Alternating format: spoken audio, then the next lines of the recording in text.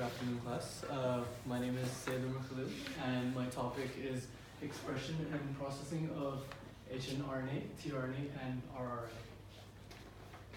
So we begin with what is RNA, right? So everybody knows, central dogma, DNA to RNA to proteins, but how does it actually occur? So ribonucleic acid is a polymer of nucleic acids that plays a key role in carrying instructions from DNA to form proteins. So essentially, your cells can't read your DNA. In order for them to read it, RNA is essential. And RNA actually catalyzes most of the reactions that lead to your peptide formation. So we've all heard about the nucleolus. This is a dense region inside the nucleus. And in eukaryotes, well, because prokaryotes don't have a nucleus, so in eukaryotes, the rRNAs and all the RNAs are essentially synthesized in the nucleolus. And they're done usually using polymerase form. There are many types of molecules, RNA molecules, and depending on what they are, their roles will vary.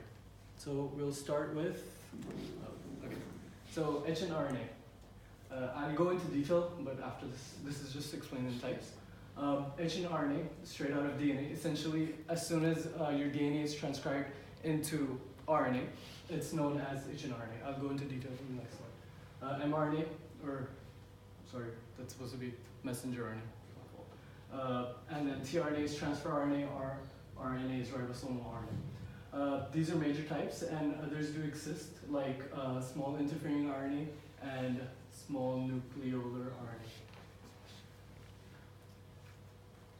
Okay, heterogeneous nuclear RNA. So essentially, you have a gene, and the gene comprises of various different elements, like, for example, the UTR regions, your exons, introns, plus other sequences. So as soon as RNA polymerase makes this, it transcribes it, you'll have this RNA sequence or strand. So this RNA strand has no 5' cap, it has no splicings, it has introns as well. Then there's some regions that aren't even coded for yet.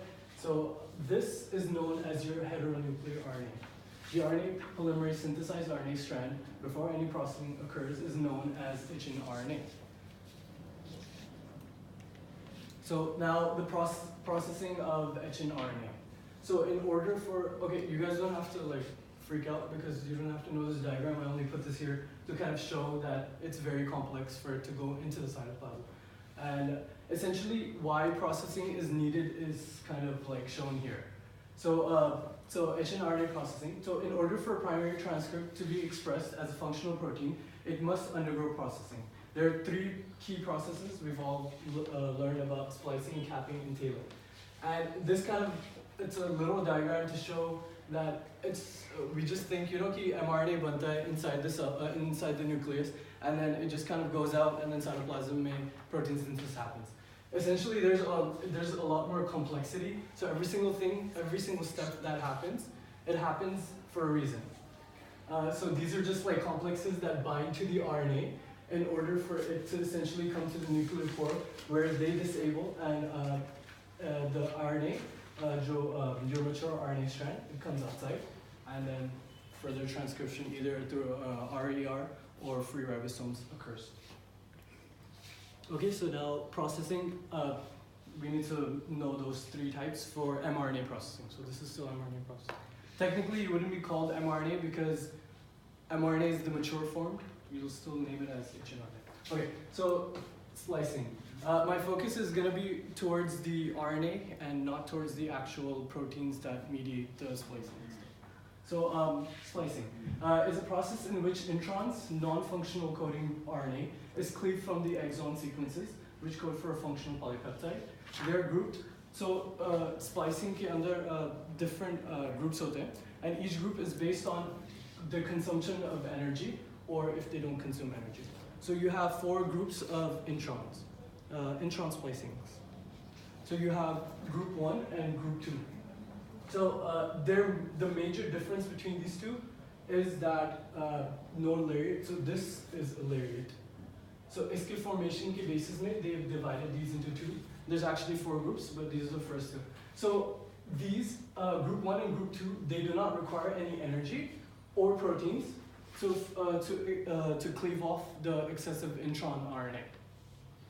So usually what happens is you have the guanosine base that will actually interact with this specific sequence here, and it will basically trans-esterification reactions happens, and in these reactions, bond breakage and bond basically ligation occurs as well.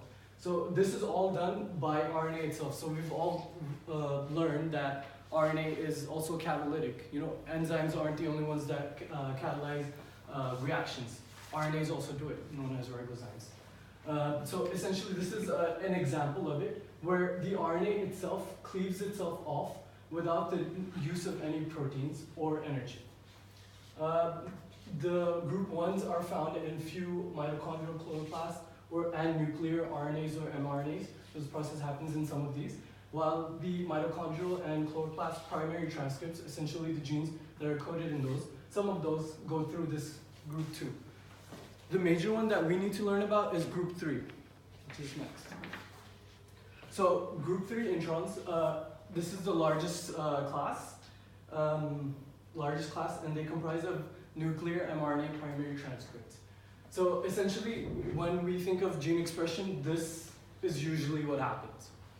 इसमें क्या होता है कि you have your small nucleolar ribonuclear proteins, or your snRNAs, and plus about 50 proteins. So you have your U1, U2, U3, U5, U4, U5, and U6. So these 5 are RNA sequences that, along with your different proteins, they make up this spliceosome. So in the first part, you can see that this is where the RNA actually binds here. So you'll have your RNA, this is your protein subunit, and inside the subunit, you'll have an RNA subunit. That RNA subunit actually binds to the splicing site, while the second one binds to a different site downstream to the specific thing.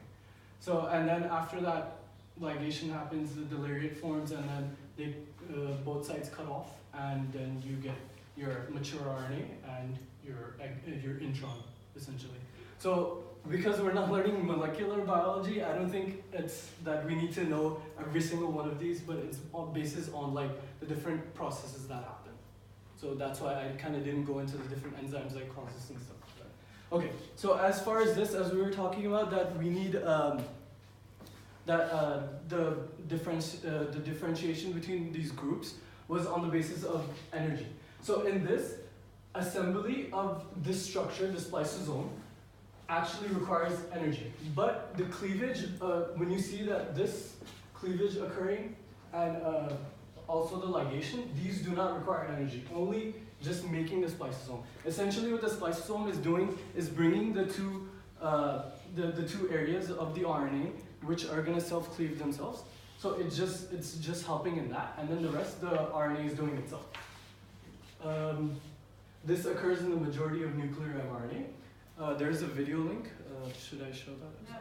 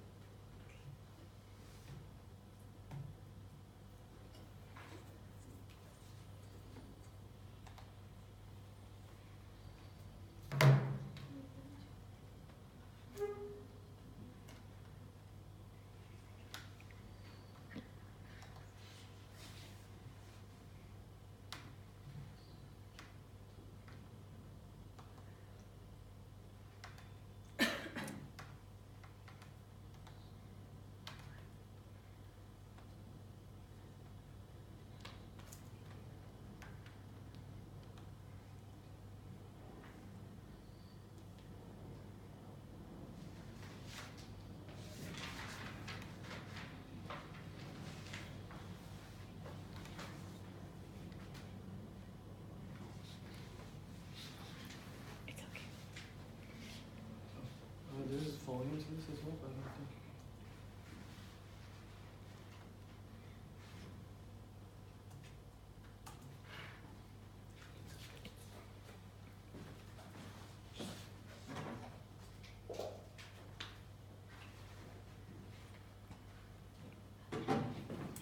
guess there's no volume to it, so you can, yeah, the narration. But essentially, this is your RNA polymerase. This is coding for your. This is your RNA polymerase, and it's transcribing RNA from your DNA template.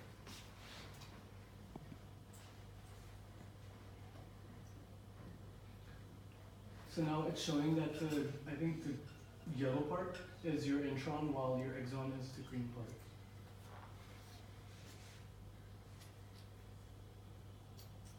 So now this is the assembly of the different proteins plus the RNA that's already inside them. And they form the spliceosome. That's your complex. So essentially what the spliceosome does is just bring these two together, and then the rest of the bond breaking and the bond making is done by the RNA itself.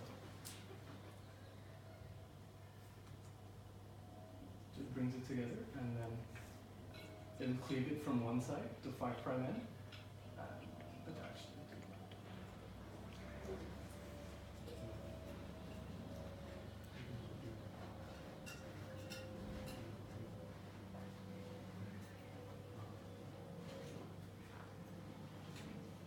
And there is a lariat formation, and then the ligation.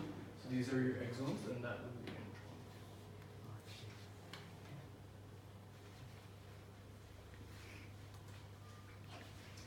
intron.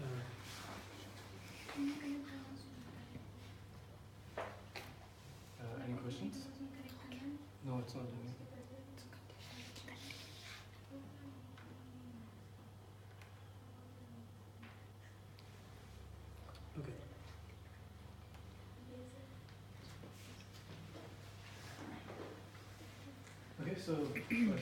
Okay. So the group 4 introns, in this type of splicing, it requires ATP as well as an endonuclease. So we'll go over this in the next slides where I get to tRNA processing. So this is usually mostly found in tRNA modifications.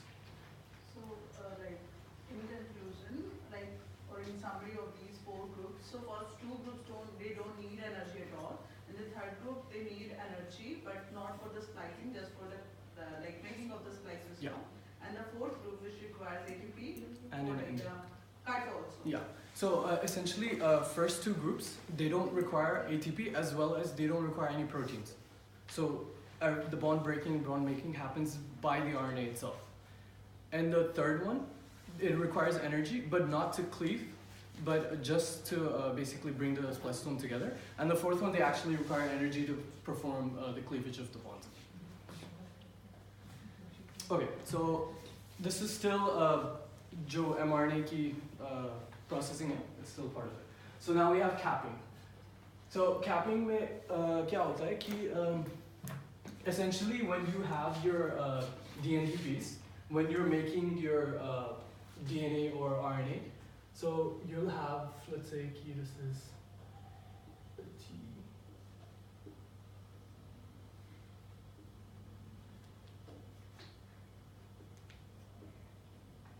So this would be like one nucleotide. So this is 1, and when it's incorporated, like when polymerase chain reaction happens, they don't come as this this specific formation. They'll come as, for example, GTP. So they have 3 phosphates on one side. So essentially, like now when the next one comes in, let's say you have a second one coming in, and this is a C.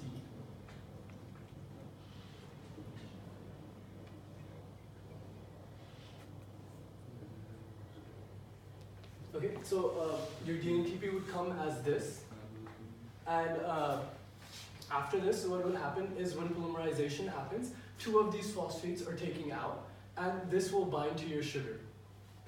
So, but the thing is, since this right here would be your first nucleotide in your mRNA sequence, it contains all 3 phosphates. So that was just a brief to just show how we got here. So now, since it's the first nucleotide, what happens is phosphorylation happens, one of the phosphates is knocked out, then you have a 7-methylguanosine. So it's linked. So at first it's just a GTP, and it's linked to this, so two of its phosphates go out, and then you have your G and your phosphate. So this is a triphosphate linkage. So when this happens, then methylation happens at the 7 carbon of the guanine, and then this essentially makes your cap on top of the RNA, mRNA. So the function, as we saw in the earlier diagram, is actually to be able to export the mRNA from inside the cell to the outside, as well as helping it bind to the ribosome too. So, and the second major function is degradation. So essentially what happens is there's a lot of endonucleases, exonucleases that degrade RNA as well, and they might cut this from its journey from the nucleus to the cytoplasm. So essentially this provides a layer of protection, you can say, from exonucleases, from cleaving links. Okay, tailing. Now this is the third process of your hnRNA processing. So in tailing, you have addition of about 80 to 250 adenylate residues to the pre-mRNA. So this is our pre-mRNA. So they have a poly-A signal. This poly-A signal is recognized by specific enzymes that come and they cleave the end of the RNA. So once it cleaves it off, then you have another enzyme that comes and it essentially adds a bunch of adenine residues to the end of this, called tailing. So it also functions in binding of, so if we look at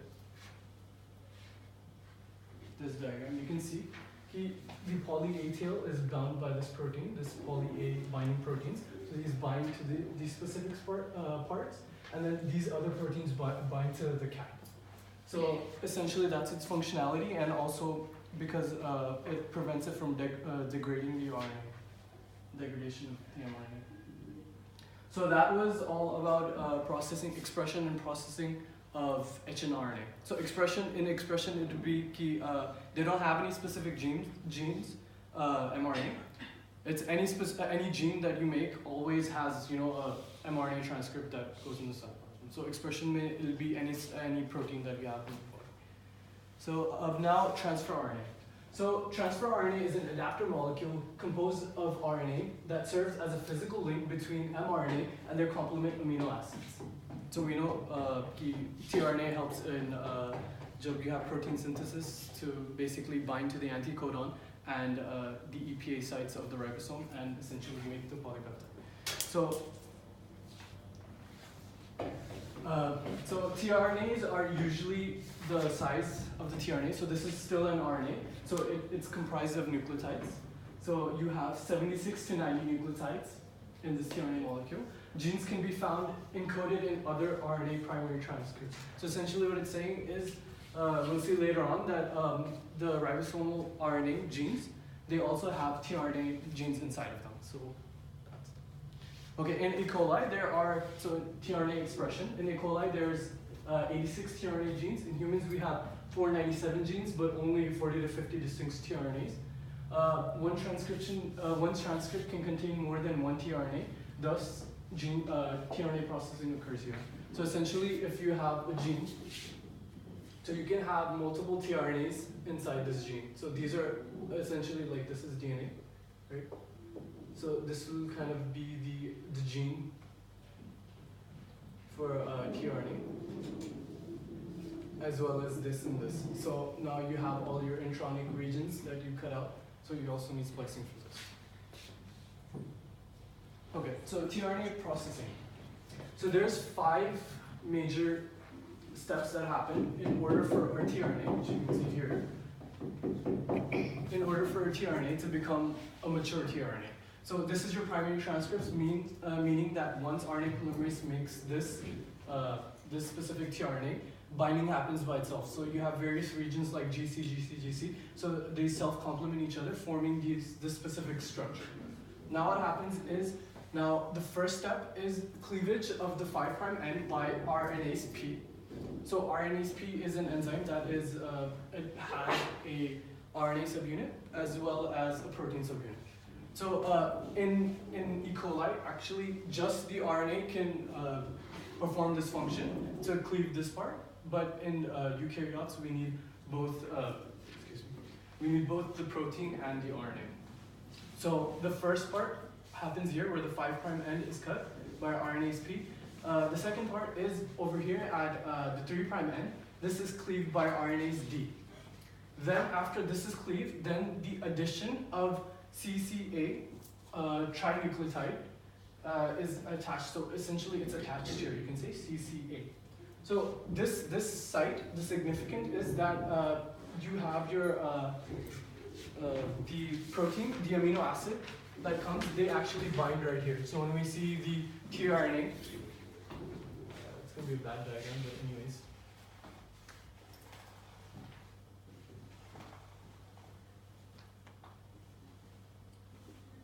That's a bad diagram, but just to show.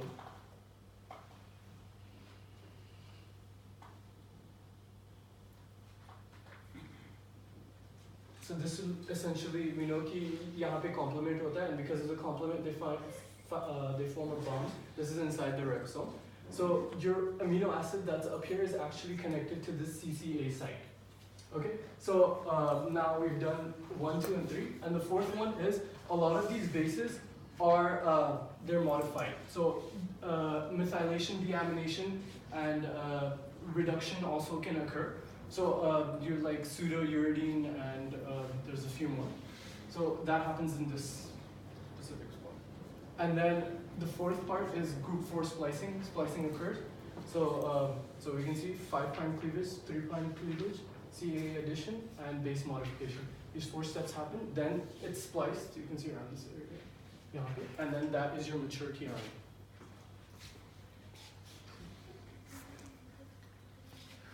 Okay, done with tRNA expression and processing. Now, ribosomal RNA. So, ribosomal RNA is the RNA component of the ribosome which facilitates the attachment of the mRNA to the small ribosomal subunit and the tRNA to the larger subunit. Ribosome is comprised of over 50 proteins plus 2 major RNA subunits, to small and large. So, ribosomal RNA is incorporated inside the proteins, with the proteins inside the ribosome. So now the functionality. So now we have prokaryotes, we have different RNA subunits, as well as in eukaryotes we have different ones. So prokaryotes, we have 3 specific subunits.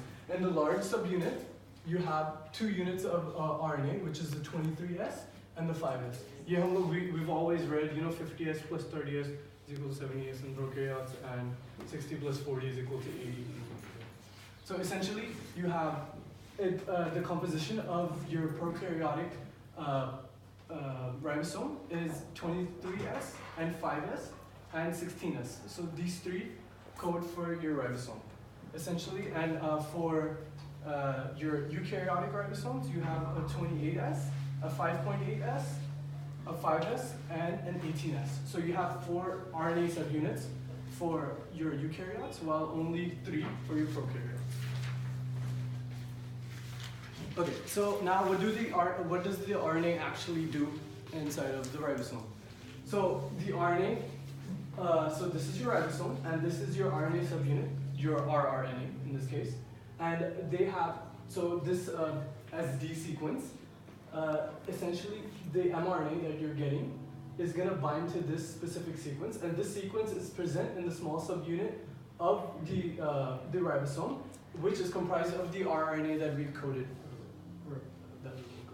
So essentially that it helps in the small subunit binds to the SD sequence at the 5' end of the mRNA, while the large subunit acts as a ribozyme for peptide bond formation. Okay, so expression and processing of rRNA. So like we said, there are 3 different types of RNAs for prokaryotes.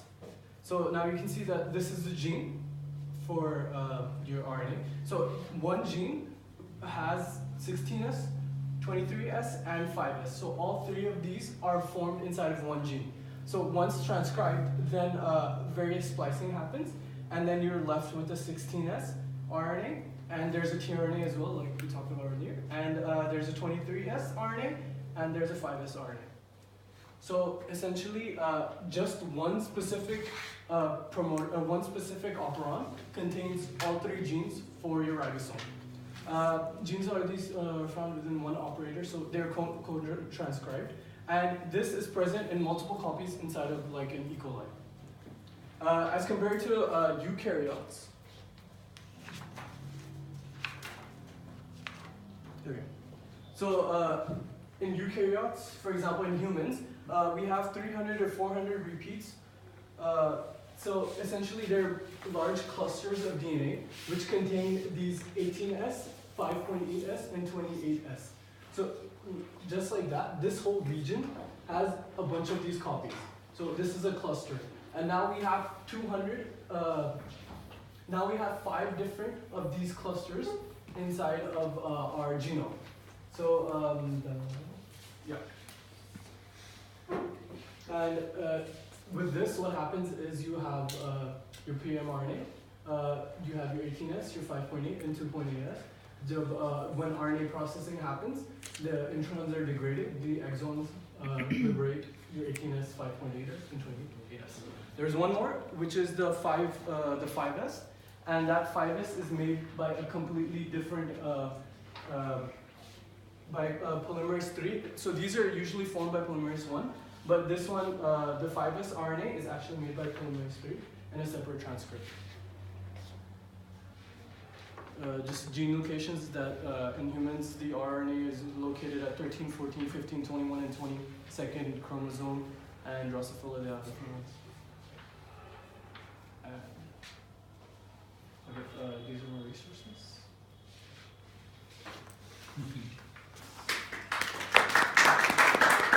Any questions? Who's the best?